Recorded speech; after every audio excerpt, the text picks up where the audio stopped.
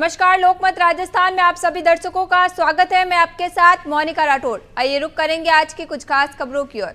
देश से गद्दारी के आरोप में महिला यूट्यूबर गिरफ्तार, पाकिस्तान के लिए जासूसी करके छापे नोट। आपको बता दें कि पाकिस्तान के लिए जासूसी और गोपनीय सूचनाएं भेजने के आरोप में हिसार से महिला यूट्यूबर और ब्लॉगर ज्योति रानी को गिरफ्तार किया गया है। ज्योति ने पूछताछ में पाकिस्तानी खुफिया एजेंसी के लोगों एवं दिल्ली में पाक दूतावास के साथ निरंतर संपर्क में होने और सूचनाएं देने की बात कबूल की है। खास बात यह है कि ज्योति इस साल की शुरुआत में पहलगाम भी गई थी। जांच एजेंसियों को शक है कि ज्योति पहलगाम हमले से पहले इलाके की रेकी और सूचनाएं साझा करने में तो शामिल नहीं थी। ज्योति को फिलहाल 5 दिन के पुलिस रिमांड पर भेजा गया है। पुलिस के अनुसार ज्योति ने पूछताछ में कई अहम खुलासे किए हैं।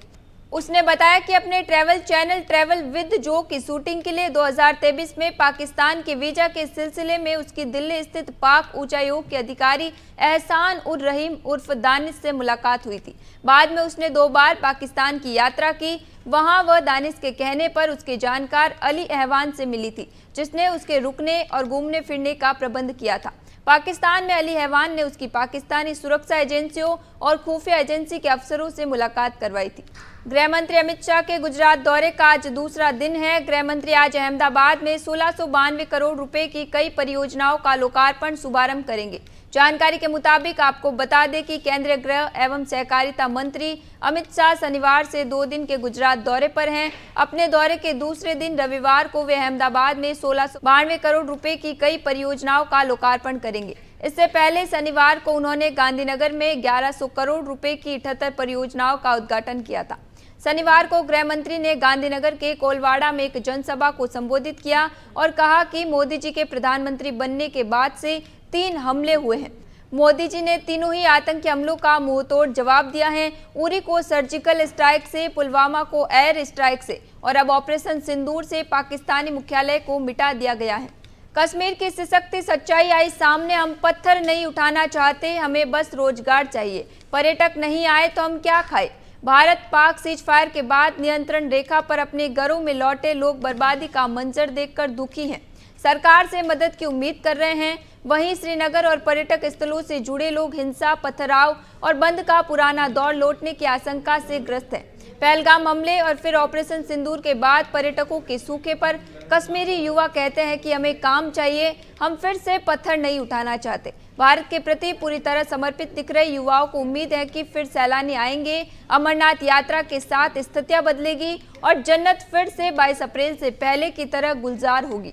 सीमा पर सीज फायर हो गया, तोपों और गोलियों की आवाजें अब नहीं आ रही हैं, लेकिन डल झील में तैरते शिकारे, गुलमर्ग की बर्फीली वादियां, पहलगाम की हरियाली और श्रीनगर की हलचल खामोश है। पहलगाम में हुआ आतंकी हमला सिर्फ गोलियों की गूंज नहीं लाया, बल्कि करोड़ों की कश्मीरी टूरिज्म इकोनॉमी को ताश के पत्तों की तरफ बिखेर दिया।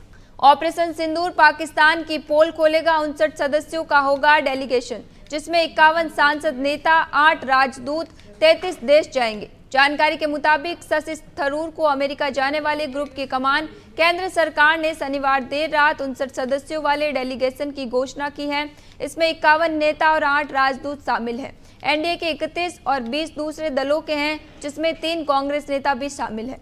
ये डेलीगेशन दुनिया के बड़े देशों, खासकर संयुक्त राष्ट्र सुरक्षा परिषद के सदस्य देशों का दौरा करेगा।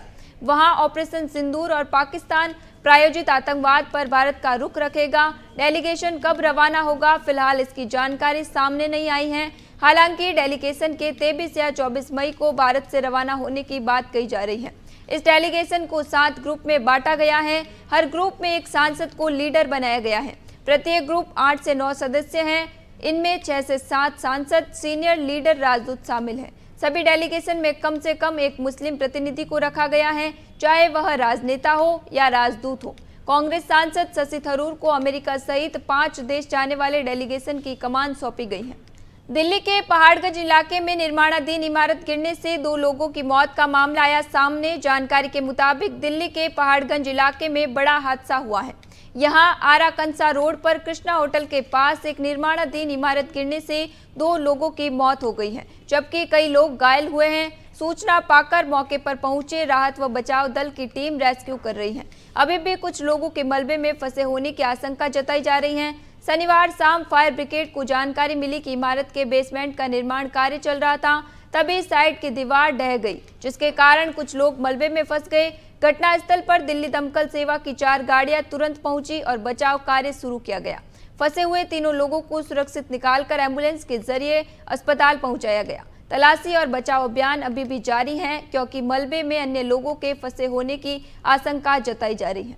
पुतिन जेलेंस्की से आज फोन पर बात करेंगे। राष्ट्रपति डोनाल्ड ट्रंप युद्ध विराम के लिए डालेंगे दबाव। जानकारी के अनुसार राष्ट्रपति डोनाल्ड ट्रंप ने कहा कि वह अपने रूसी समकक्ष पुतिन और यूक्रेन के जेलेंस्की से अलग अलग फोन पर बात करेंगे, जिसका मकसद खून खराबा रोकना है। ट्रंप ने अपने सोशल मीडिया ट्रूथ पर लिखा कि मैं आज रूस के राष्ट्रपति पुतिन से फोन पर बात करूंगा। अमेरिकी राष्ट्रपति डोनाल्ड ट्रंप ने कहा कि वह यूक्रेन में युद्ध के बारे में सोमवार को रूसी नेता व्लादिमीर पुतिन से फोन पर बात करेंगे। ट्रंप ने शनिवार को एक सोशल मीडिया पोस्ट में कहा कि हमारा मुद्दा रक्तपात रोकना है। वह इसके बाद यूक्रेन के राष्ट्रपति जेलेंस्की नाटो के सदस्यों से भी बात करने की योजना बना रहे हैं। ट्रंप ने ट्रुथ सोशल पर लिखा कि उम्मीद है कि यह एक उपयोगी दिन होगा। राहुल गांधी ने जयशंकर पर लगाया पाकिस्तान को जानकारी देने का आरोप। ऑपरेशन सिंदूर और भारत पाकिस्तान के बीच सैन्य तनाव कम होने के बाद कांग्रेस सांसद राहुल गांधी ने इस मुद्दे पर अपनी पहली प्रतिक्रिया दी है। उन्होंने विदेश मंत्री एस जयशंकर के बयान को आधार बनाकर केंद्र सरकार पर पाकिस्तान को हमले से पहले जानकारी देने का गंभीर आरोप लगाया है। राहुल गांधी का ये बयान विदेश मंत्री एस जयशंकर की एक प्रेस कॉन्फ्रेंस के बाद आया, जिसमें उन्होंने कहा था कि ऑपरेशन की शुरुआत में हमने पाकिस्तान को एक संदेश भेजा था कि हमारा निशाना आतंकवादी ढांचे पर है, न कि उसकी सेना पर। हमने उन्हें हस्तक्षेप न करने का विकल्प दिया था, लेकिन उन्होंने इसे मानने से इनकार कर दिया। देश के 16 राज्यों में आज आंधी बारिश का अलर्ट बताया जा रहा है। मौसम विभाग ने रविवार को 16 राज्यों में आंधी बारिश और तूफान का अलर्ट जारी किया है। जम्मू कश्मीर, उत्तर प्रदेश और राजस्थान में हीट वेव की चेतावनी जारी की गई है। राजस्थान में शनिवार को 3 जिलों में आंधी के साथ बारिश हुई। श्रीगंगानगर, बीकानेर, जैसलमेर, चूरू समेत कई शहरों में पारा 43 डिग्री सेल्सियस से ऊपर दर्ज हुआ। तो वहीं मध्य प्रदेश में शनिवार को दिन के बाद मौसम बदला। भोपाल में बूंदाबांदी और इंदौर में तेज बारिश हुई। ग्वालियर में आंधी चली। मौसम विभाग ने आज राज्य के 21 जिलों में आंधी बारिश का येलो अलर्ट जारी किया है। बिहार के 38 जिलों में आज बारिश, आंधी और आकाश से बिजली गिरने का अलर्ट है। 26 जिलों के लिए ऑरेंज और 12 जिलों के लिए येलो अलर्ट जारी किया गया है। शनिवार को भी राज्य में आंधी बारिश का दौर रहा। इसी के चलते बिहार के गया में दीवार गिरने से 2 लोगों की मौत हो गई। फिलहाल के लिए इतना ही, फिर लौटेंगे एक नए सच के साथ। तब तक के लिए दीजिए इजाजत। नमस्कार।